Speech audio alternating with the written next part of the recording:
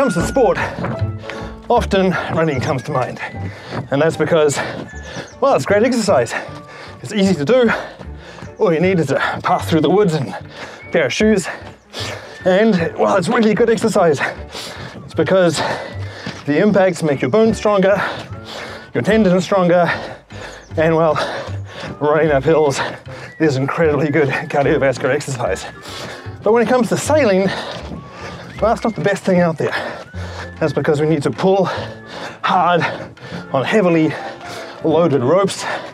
We've got to squat and pull heavy sails. And on an ocean racing boat, you got to use the coffee grinder. So I think we can do better. What about riding a bike? Well, cycling is my first love when it comes to sports, but you can see on this triathlon bike, the whole front of my body is completely isolated. It's not getting worked at all. So clearly this is not going to get me ready for sailing my boat. However, these cranks are kind of like the cranks that are on the coffee grinder, and this resistance unit can do the job of the sails. So what if we did something like getting the bike up like that? Could we do some kind of system where I use the cranks of the bike and the resistance unit of the trainer to get me ready for the Vendée Globe? But I think you'll agree with me, wow, this can be perfected. And this is what we came up with. Isn't it a beauty? So everything has been recovered and reused. These plywood planks left over from a project on the boat. This piece here from Loima, well, this is a spreader from a super yacht, which was kindly donated by Loima Masts. So we all glued it all together. This here is the old crank of a bike that I had, and we cut it up and then put it back together with this channel here, so that I can do a biomechanical study to figure out what is the good length of these arms. This little extension piece is from a batten of an Imoca. This here, well, simply enough, it is a curtain rail that we glued and all put together. And then if you come and have a look at this side, well, there's a single chain that goes down to the resistance unit, a Wahoo kicker. And then finally, it all comes together in a way that I can adjust the height.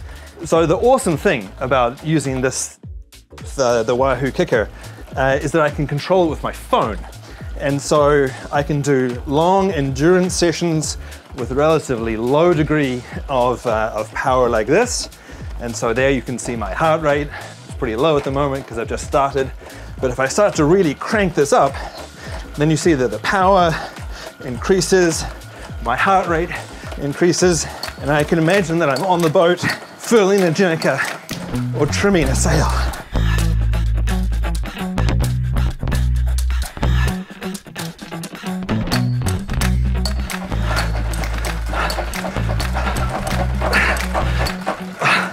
It's hard work, but really good training for the boat.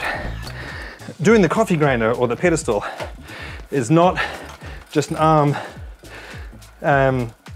that's pushing and pulling, because the muscles of the back are a lot bigger and a lot stronger, a lot more powerful than just the bicep or the tricep. And so what we need to do is much like paddling a kayak, is that you're doing a full rotation side to side of the back. So that's how you can exploit the big muscles in order to put the power down. But then the top of the body is not isolated from the bottom as well. So there's this whole transfer of energy all the way down to the feet, through the hips, through the back, through the shoulders, and then finally into the handles. So as you see, my entire body is rocking from side to side, anchored into the floor, and that's what allows me to generate the power that I need to furl the sails. Now, it's crazy, but there are times when I'm doing the sprints, like the one that I just finished, and there are times when I'm shaking out a reef, where it could be 10 or 15 minutes non-stop winding.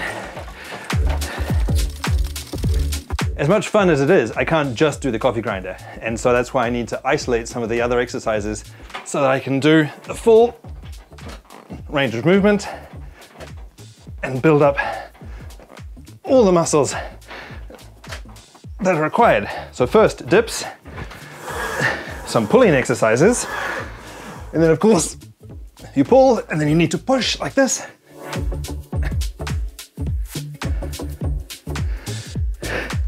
And then finally, some balance and stability exercises, like doing squats on the roller. And then, after I finish all of that, well, it's back to the coffee grinder, back to the mill.